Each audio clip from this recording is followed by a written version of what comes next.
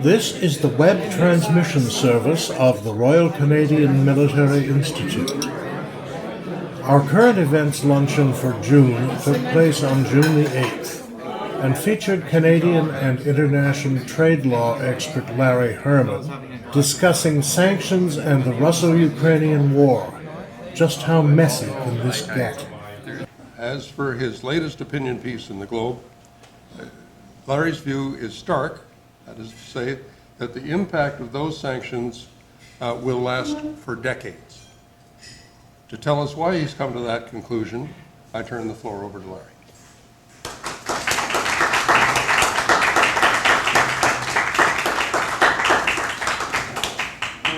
Thank you. Thanks very much, Reid. It's a pleasure to be here. Thank you, Reid, for your kind introduction. And I'm delighted to see so many friends and colleagues of long standing who come to hear whatever I can say about sanctions. What I want to do, I want to talk about the general global picture, not going on too long.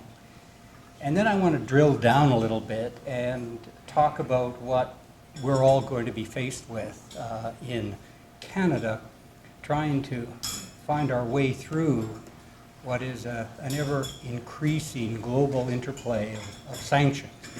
My view is that sanctions are, as you'll hear me say in a few moments, embedded in the international global trading system.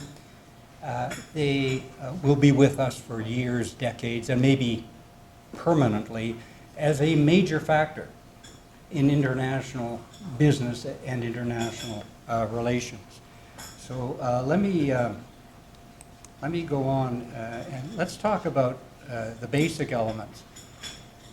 Sanctions are globalized, there's no question about that. They're globalized because as the world is integrated in terms of goods and services and financial arrangements, sanctions have a much more profound impact. When a country like the United States, as you'll hear in a few moments, levies sanctions, it has profound implications for the global financial system. So they're globalized.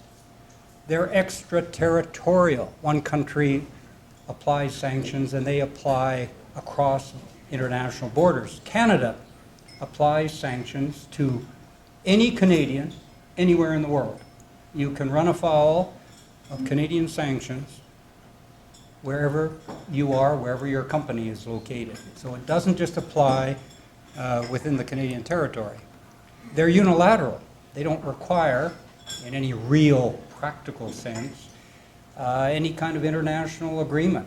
I mean, we've seen the US and the Europeans and Canada and some other allies coordinate their sanctions approaches, but essentially they're a unilateral measure, and that makes them even more powerful, and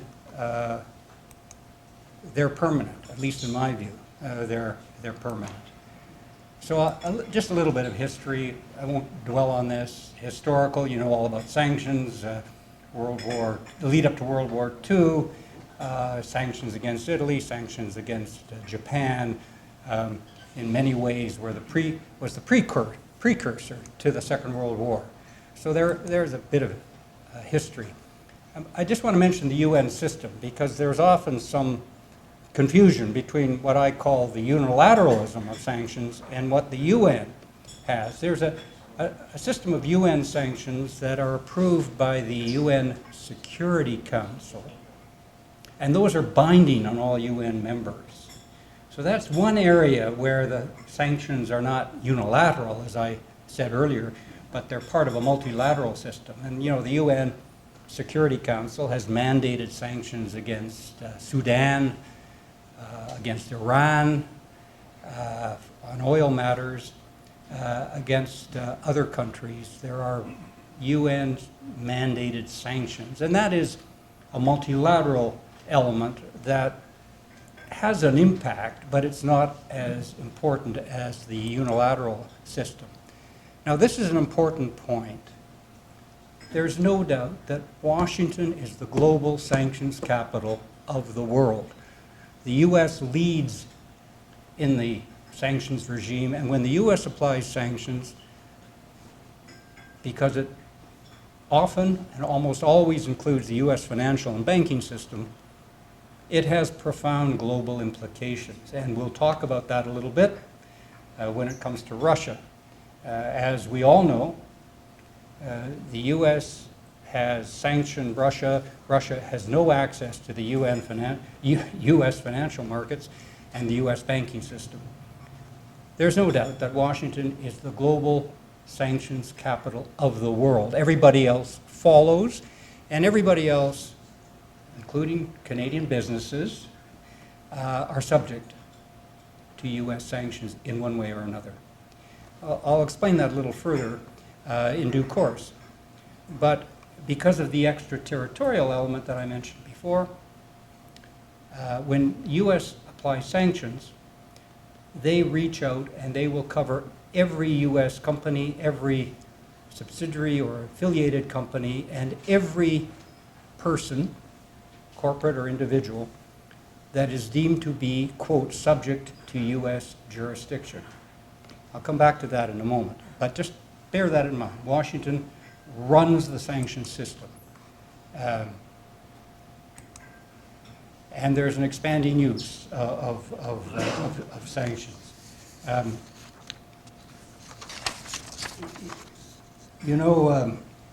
let me go on to the next bullet because it's a little, the expanding toolbox of sanctions.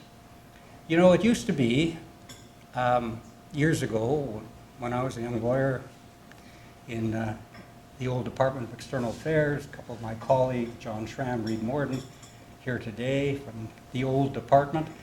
Sanctions were relatively rare, and they applied to mostly manufactured goods. In other words, a UN sanction, let's say a UN-mandated sanction against Rhodesia, really prohibited Canadian companies from buying or selling goods to Rhodesia. That was in the 60s. But now sanctions have expanded enormously, and the toolbox now includes, as part of the, quote, sanctions regime, a whole range of related measures, such as export controls, import controls, the removal of most favored nation trading obligations or entitlements. You know, what we've done in Canada and the US and the other allies as a response to the Russian invasion is to remove the most favored nation tariff entitlements to Russian goods. In other words, Russia now Russian imports, to the extent they're allowed, have to pay a higher tariff rate than the general tariff. So that's an aspect of the expanding sanctions toolbox. What we call, quote, sanctions includes a whole range of other instruments in that toolbox. And I should mention, because it's been in the news, I think, recently, investment restrictions. Now, those aren't traditionally considered to be sanctions, but we are now, Canada and other allies, are now reviewing investments that have a Russian origin. So investment restrictions are now part of the toolbox. And also part of the toolbox is a whole range of human rights type sanctions. You know, we have in Canada a piece of legislation called the Magnitsky Act laws. And that's all about human rights. And so we've sanctioned countries like Belarus and Russia before the Russian invasion on human rights issues. So human rights now have become part of the expanding toolbox of sanctions. And by the way, we also prevent the imports of any goods that are made from forced labor from Xinjiang in China as a result of the Uyghur issue. So the toolbox has expanded enormously, and what we traditionally called sanctions is much broader, covers many issues from tariffs, trade in goods and services is an important element, human rights issues, and investments. And that is as I said in my introduction, part of the reason why I see sanctions now as embedded in the global commercial system and a permanent feature of our trading relationships. I want to come back for just a moment to the Washington as the global sanctions capital. And I said that U.S. sanctions under their legislation, the International Economic Emergencies Act that Biden has been using, allows for executive orders to be made applying sanctions. Canadian law does the same thing. Under Canadian law, our sanctions are applied under the Special Economic Measures Act. Our sanctions are applied by cabinet order. Now, we have a system, and the U.S. has a similar system. We have a system where measures applying sanctions have to be tabled in Parliament, and there's a process of parliamentary review days after they're applied. But essentially, the use of sanctions is the result of executive orders, whether in Canada or the United States. Not quite the same in the European Union, because the Commission has to get the agreement of all member countries. So the EU Commission itself can propose sanctions, but they have to be agreed to by all member countries. So in a way, you could say that detracts from, Larry, that detracts from your point about sanctions being unilateral and basically unrestricted. In the EU, it's a little bit different, but in Canada and the United States, in particular in the United States, these are applied by executive order.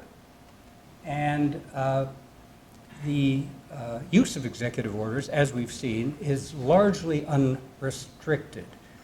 And that, again, feeds into the view that Washington is and will always be the global capital of the sanctions world.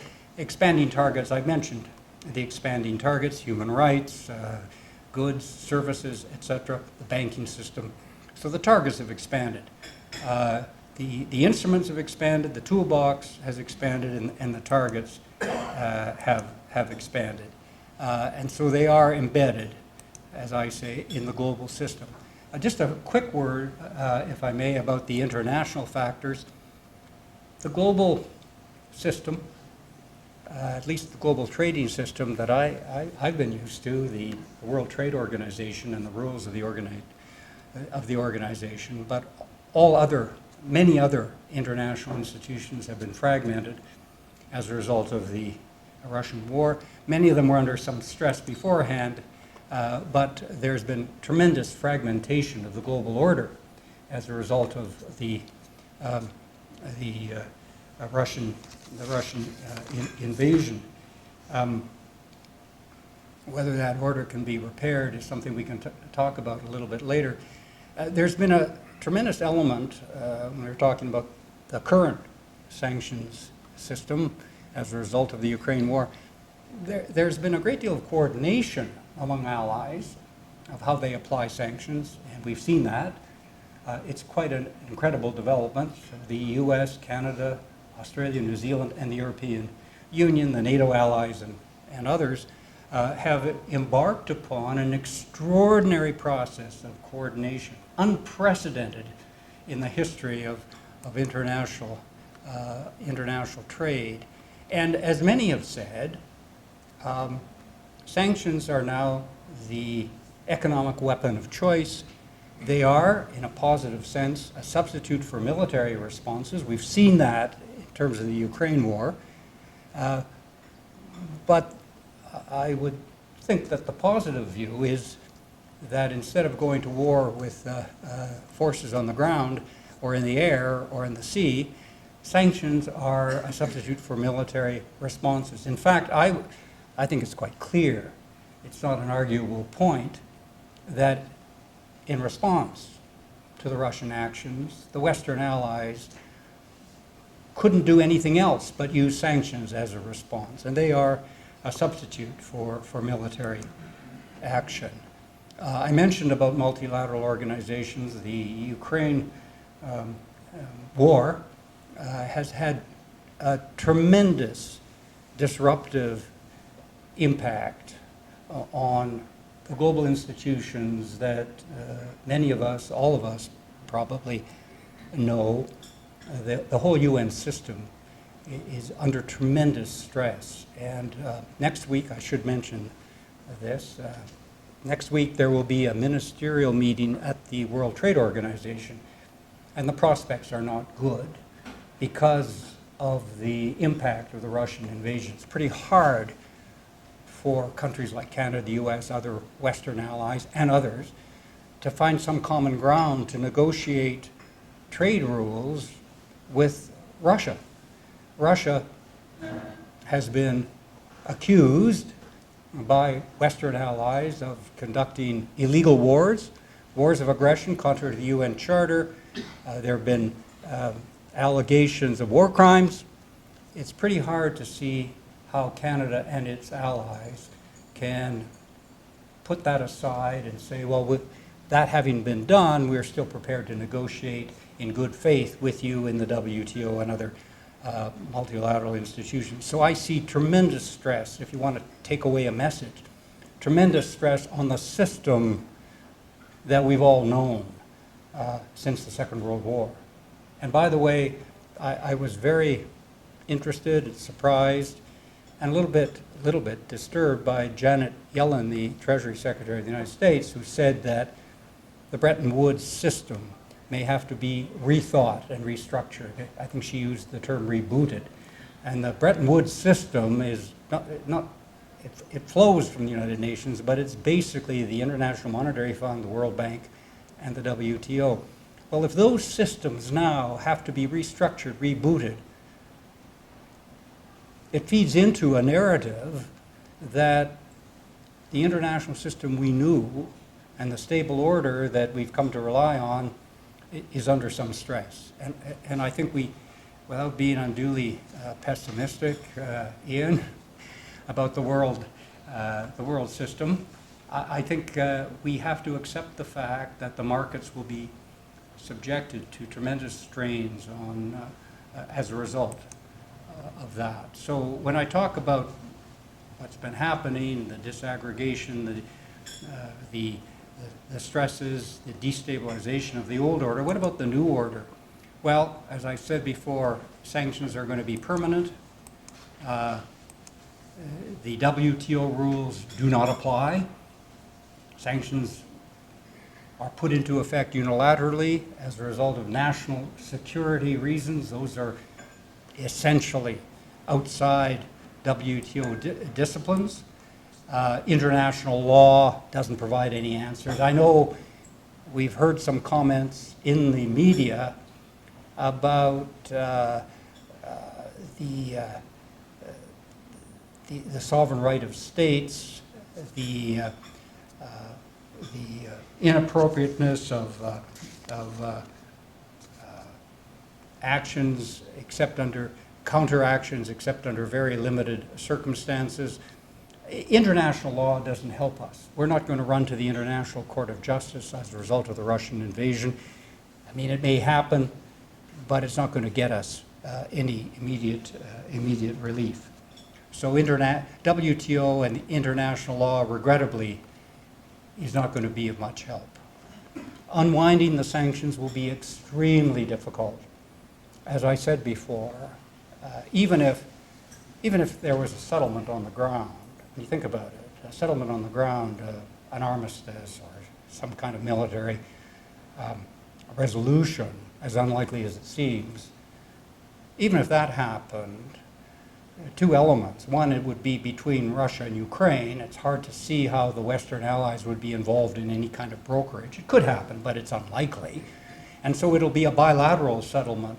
You still have the problem of finding a way to unwind a whole series of internationally applied sanctions, especially as the second element I was going to mention, especially when the West has said Russia has engaged in aggressive war contrary to U.S. Charter, they've breached international law, and there's a whole range of international war crimes at issue. Now this is an important point, seizure versus forfeiture. And it's come up, believe it or not, in Bill C-19, which is the Budget Implementation Act. Let me explain this because it's an important point.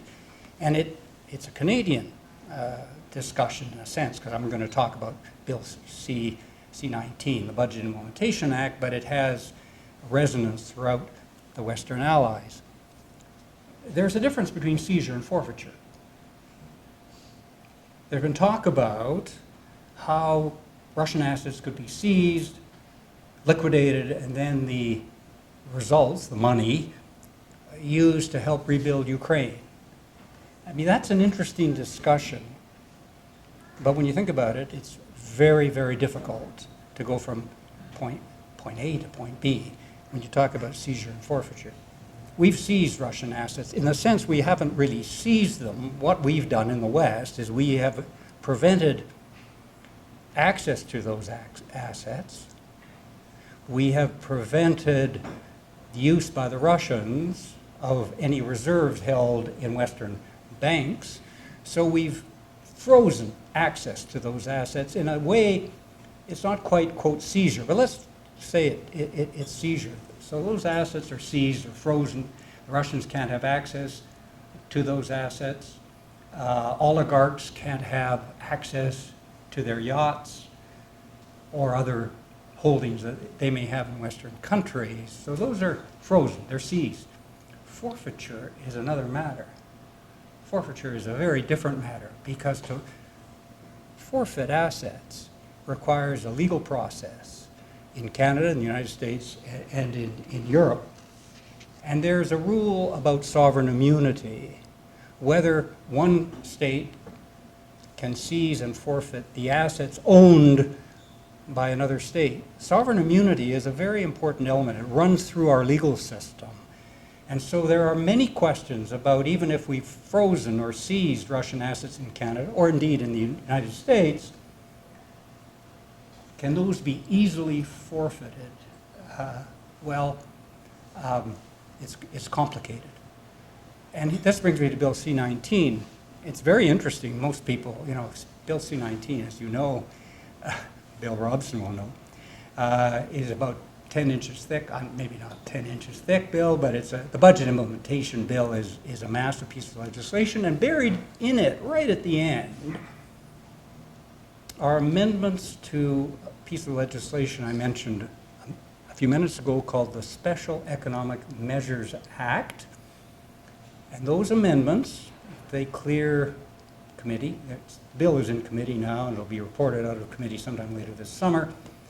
If those amendments go through, they do give the cabinet, the executive in Canada, the right to order forfeiture of seized Russian assets. So it'll be interesting to see how this works out and how a process can be implemented to allow Canada to take Russian assets and order them forfeited and the monies turned over to the Crown.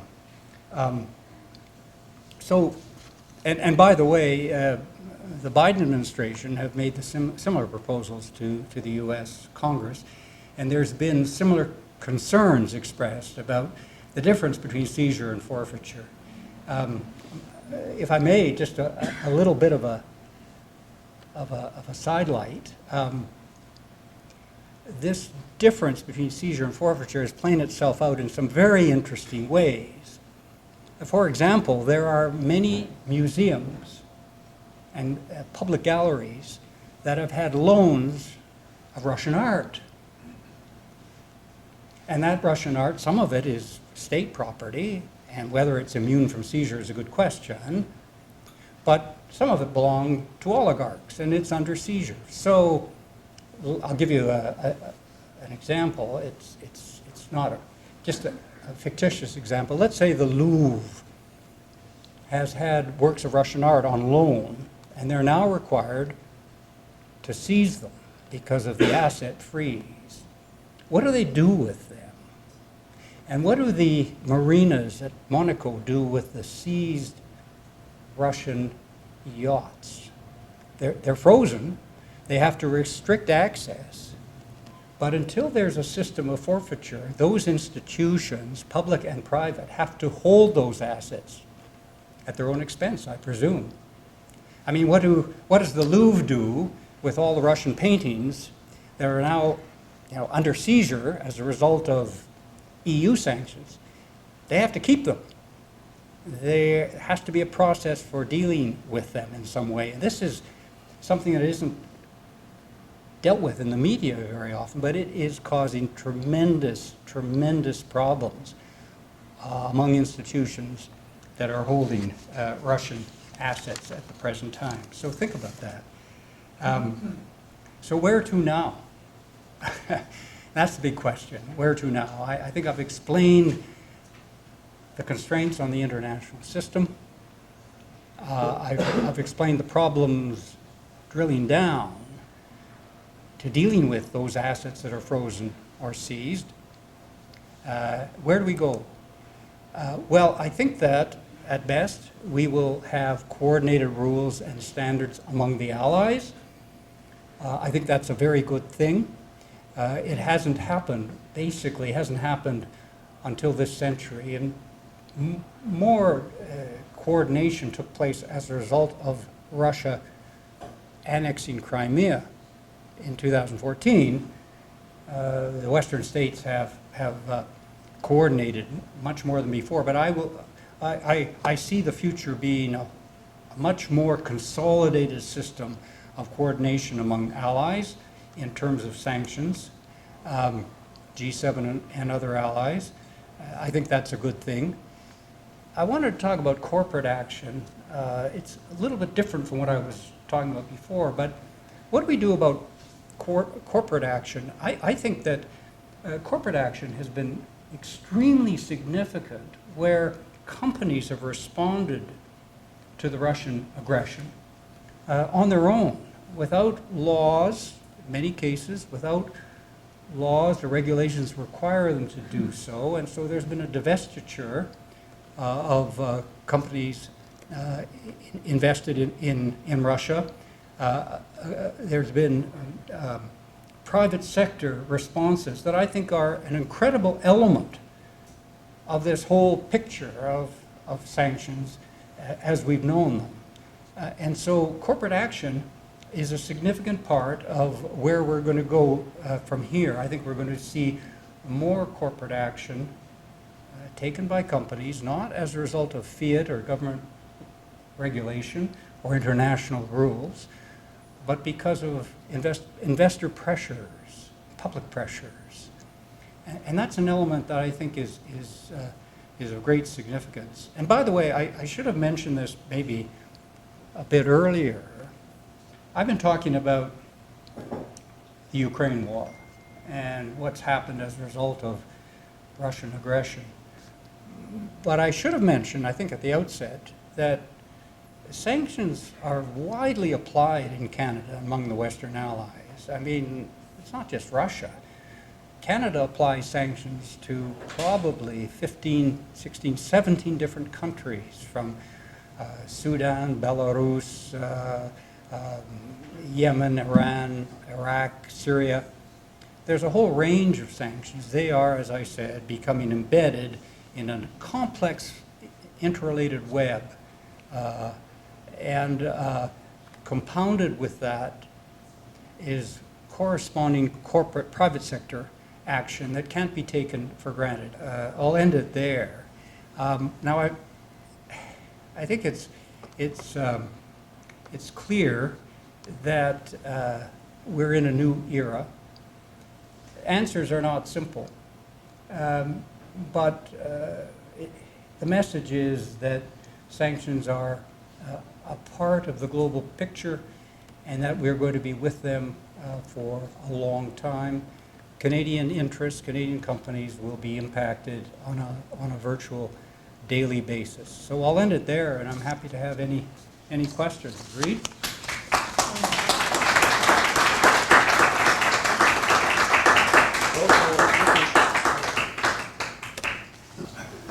Well, I'm thoroughly depressed. Larry, I wonder, before we really open the floor to everybody to ask some questions, just as you're concluding, you're talking about we're in a new era, and your basic point to start are now embedded, they're not going to go away.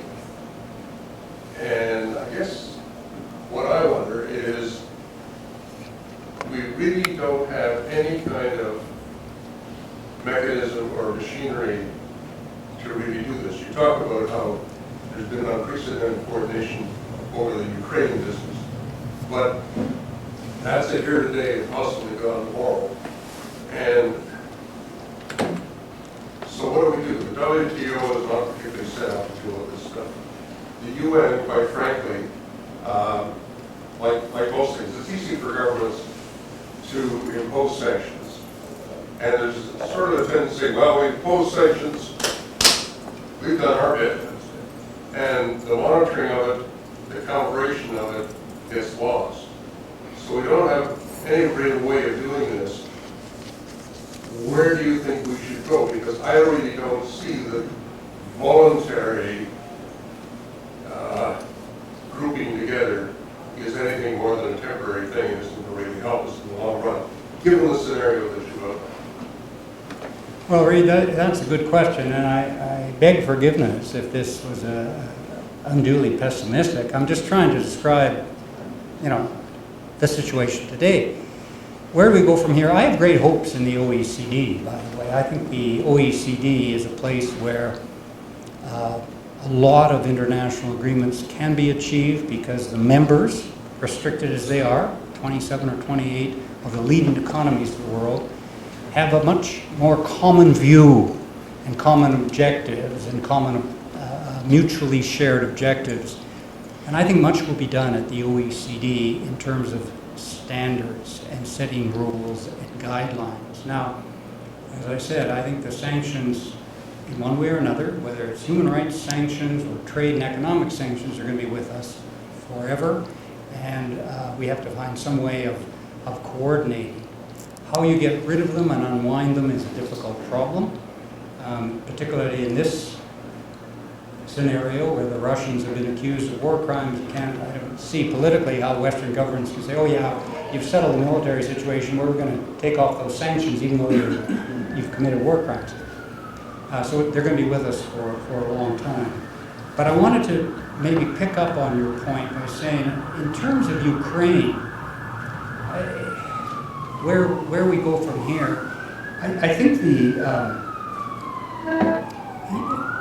it's a fluid situation, but I think from the Western point of view, in terms of dealing with the Ukraine situation, sanctions are part of a combination of things. Sanctions will continue. There'll have to be military equipment, military aid, as is happening now, but it'll have to be increased, and there are experts here that know much more about the military side than I do. But sanctions will be part of a solution that involves military aid, military equipment, and economic aid and reconstruction once the military situation on the ground is resolved. How we deal with it, as I said, there are no, and you said, there are no institutions that are charged with monitoring sanctions. I think the OECD will be a potential organization to at least coordinate and develop common rules. Whether that helps or not is hard to see. And as I said, I'm only trying to describe where we are today. It may not be terribly optimistic, but that's where we are. Questions? Bill? Larry, thanks very much for your depressing presentation. My question's a bit parochial sounding, I suppose, but it's really about how we in our private lives, even when we have access to excellent legal advice such as yours, can navigate the world you've just described. We recently had a situation here in Canada where the government announced that banks should freeze the accounts of people, and that instruction went out and the banks didn't know who or what. Some people are quite critical of how they handled that. If you're an investor, if you're a pension trustee, if you have an operating company and you're now looking around, and you described a couple of interesting situations of maybe owning having a piece of art or a yacht in your facility, I'm just wondering if you can kind of offer a bit of advice for people who are just trying to peel a few layers off this onion and just understand where their exposures might be and what questions they should be asking. Well, that's a good question, Bill. What we've seen since the February invasion of Ukraine is transparency unlike anything we've seen before, not only in terms of the daily military situation. I mean, when you think about it, every hour we know what's happening on the ground, and there's a lot of information on sanctions on various websites. They are actually very transparent, much more than we've had in the past. And if you go to, for example, the U.S. Department of Treasury, the office that implements U.S. sanctions is called the Office of Foreign Asset Controls, OFAC. You know that Americans love acronyms, OFAC.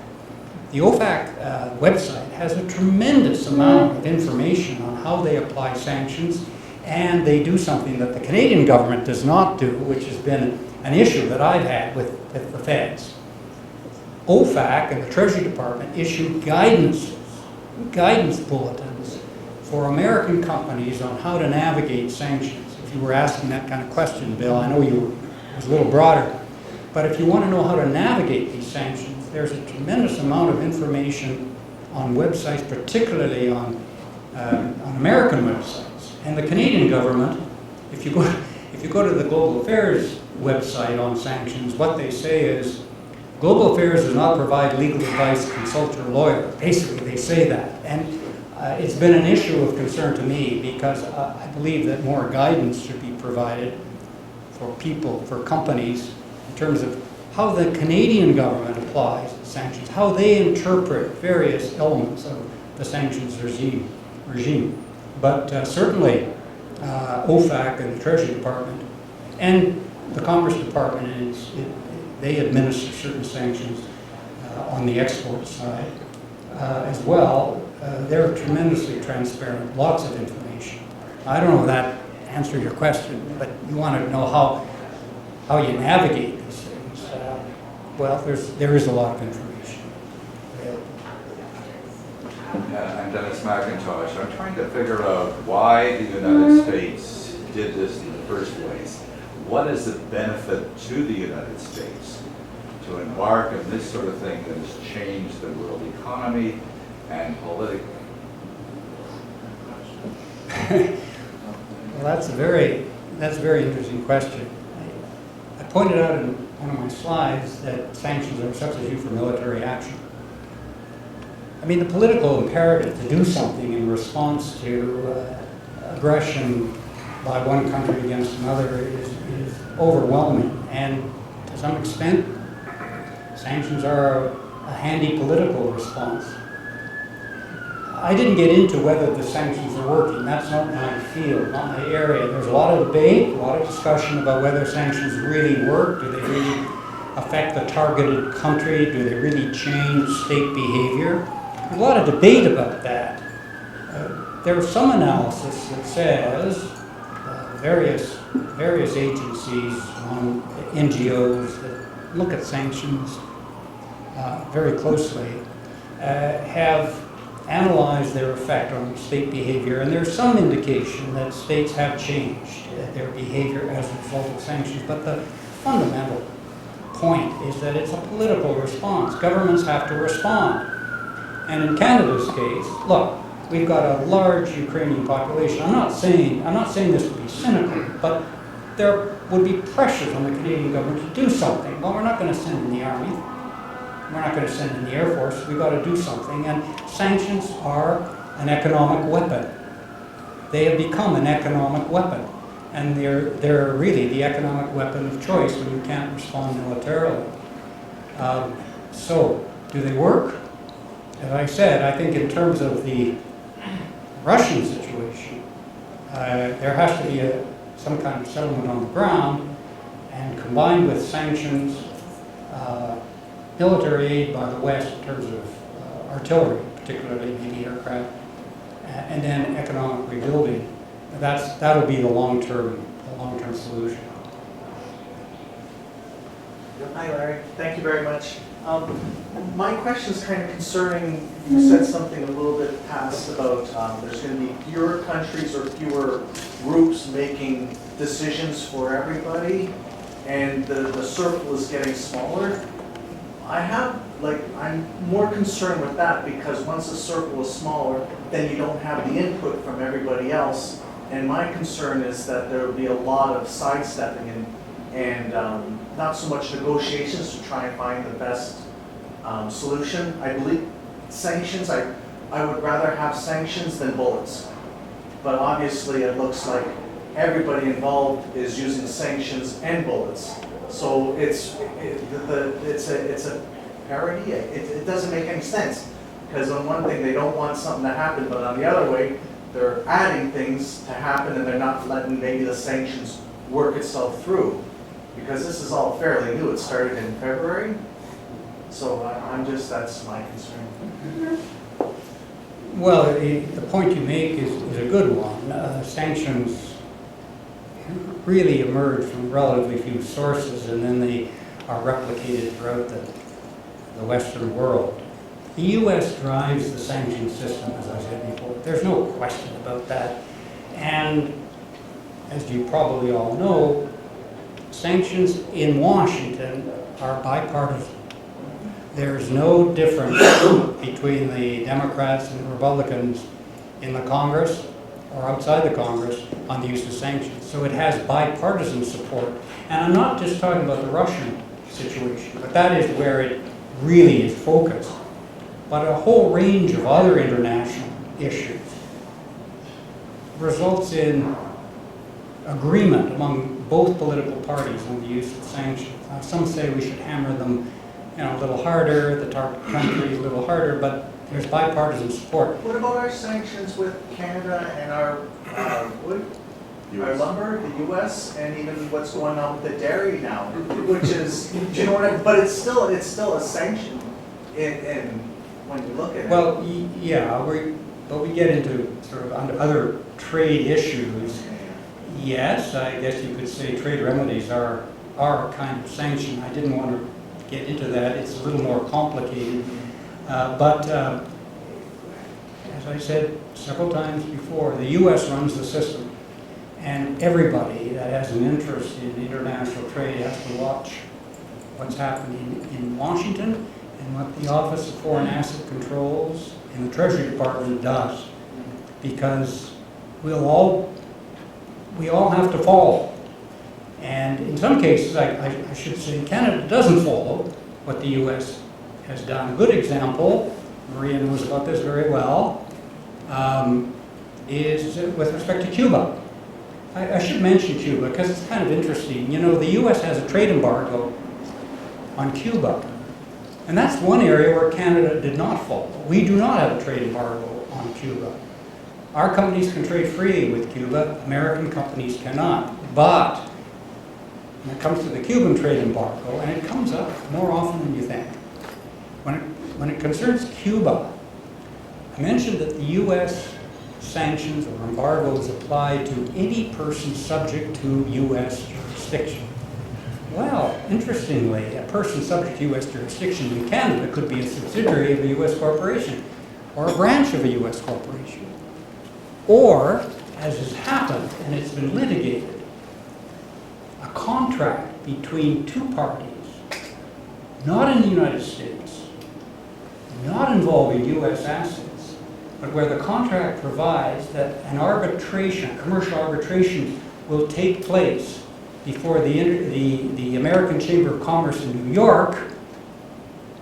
That has been held to be subjecting to U.S. jurisdiction, in which case sanctions would apply to those non-U.S. parties outside the U.S. without any operational activities in the United States. So my point is, watch what's happening in Washington. If you're trading internationally, goods, services, or investments, that's what drives the world of sanctions. Sure. I'm curious on your thoughts with regards to China's role in this sort of new reality right now with the Ukraine sanctions, I'm going to characterize it as China sitting on the fence. But there are areas where China and U.S. interests conflict. And I'm wondering how you would see that sort of playing in. Norman, that's a good question, because the Chinese dimension can't be ignored in all of this. Look, obviously, we don't have access, I don't have access to all the information on that point. China seems to be playing a very careful game. They have to be careful because they're exposed to U.S. sanctions. The U.S. sanctions apply, and I don't think I mentioned this, but the U.S. sanctions apply to any goods or services, including technology, that uses, that's American. And so one has to be careful, if you're China, of getting caught up in U.S. sanctions if your companies, state-owned or otherwise, are using U.S. goods or technology. And the Chinese do use U.S. goods or technology. The U.S. sanctions on the export side cover U.S. goods or services. I should say, and this is an important point, what is a U.S. good? Let's take a hard good, because that's a little easier to illustrate. Let's take a hard good, whatever it is, an engine of some sort. If it contains U.S.-made products, it's subject to U.S. export controls. In other words, you can't export a product to a U.S.-controlled destination if it's considered to be a U.S.-made good. And this concerns China. So a part that may be used that contains a U.S. component is subject to U.S. sanctions. And if you on-sell that product, even though it may be finished in a third country, to Russia, you can be, or that export could be subject to U.S. sanctions. So the Chinese have been very, very careful about that. In terms of what is a U.S. good, that's a very interesting legal point, because we have an export control system. I mentioned, probably in some, maybe a little too briefly, that the sanctions regime that we apply and that Western countries apply also include export controls. And those are different from, say, a prohibition against a Canadian company doing a transaction in a vis-a-vis Russia. Export controls concern goods that are controlled, and we control exports of nuclear equipment, dual-use military equipment, a whole range of things, and now we are applying export controls to products that are going to Russia in certain specific sectors.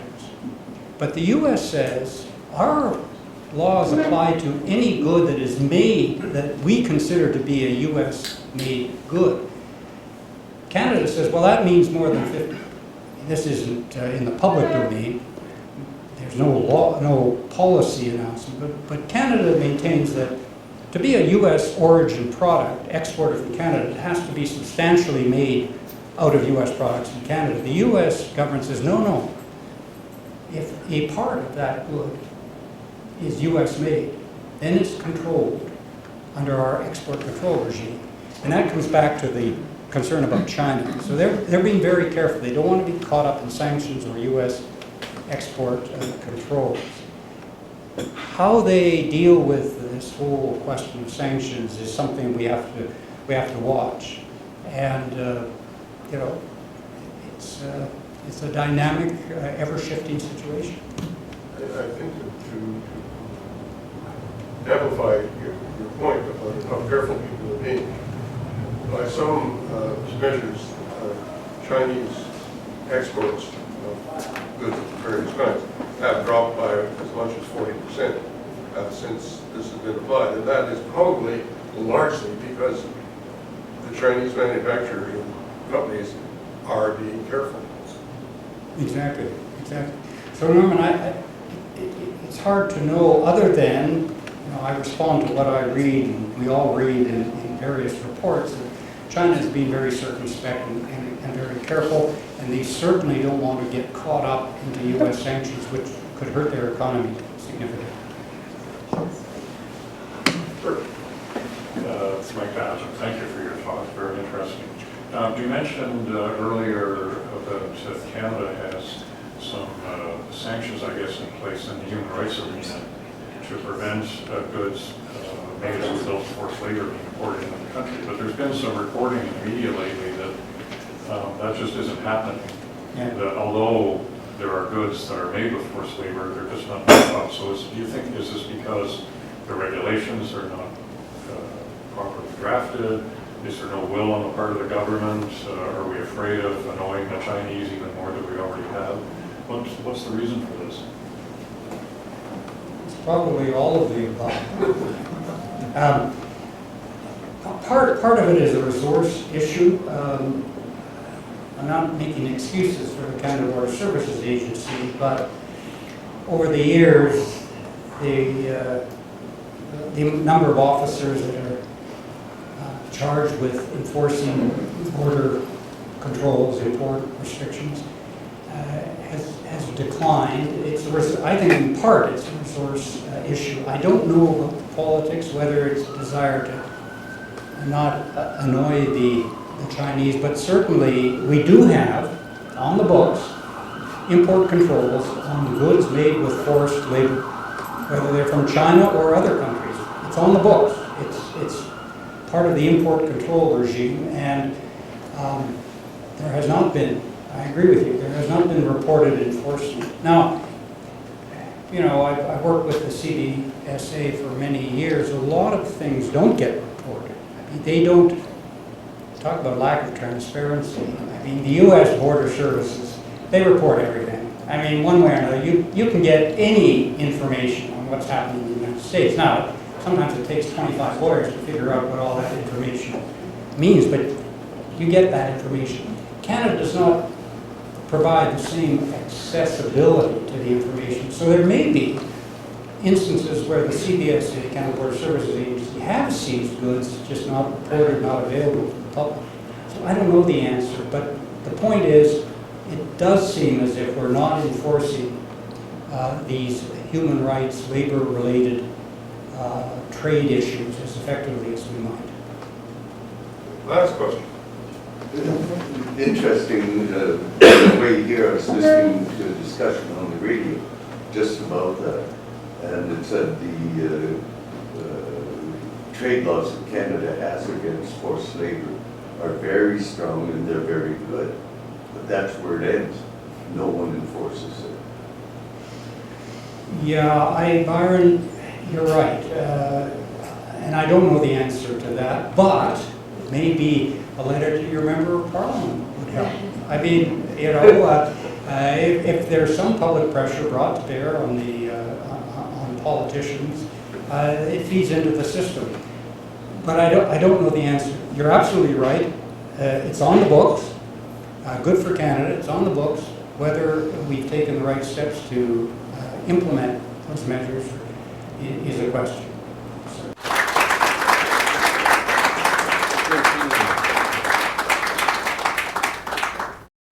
This has been another in our series of webcasts produced by the Royal Canadian Military Institute in Toronto as a public educational service.